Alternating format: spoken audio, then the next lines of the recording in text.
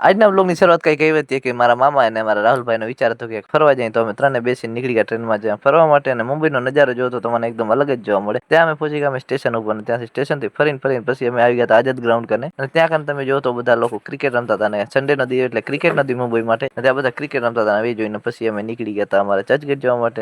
અને ત્યાંથી ચર્ચગેટનો દૂરથી નજારો જોયો તો કેવો મસ્ત લાગતો હતો. તાજ હોટલ હતી બાજુમાં, અને પછી અમે ફરતા બાજુમાં પહોંચી ગયા. ત્યાં પબ્લિક પણ મને બહુ જોવા મળી, અને ત્યાં કને આપણને જોવા મળી બોટ રાઇડિંગ. ત્યાં ઘણા લોકો બોટ રાઇડિંગ કરતા હતા દરિયા કિનારે. તો દરિયામાં જો તો હોડી પણ બહુ જોવા મળી અમને. અને પછી અમે ચર્ચગેટની પાછળ ગયા, ત્યાં થોડાક ફોટા પડ્યા. અને ત્યાં કને પછી અમે દૂર જઈને થોડા ફોટા શૂટ કરીને વિડીયો બનાવીને પછી અમે નીકળી ગયા હતા અમારા બીજી લોકેશન જોવા માટે, જ્યાં રસ્તામાં મને પેન્ટિંગ અને થોડા ક્રિકેટ રમતા લોકો પણ જોવા મળે, જ્યાં રસ્તામાં ક્રિકેટ રમતા હતા.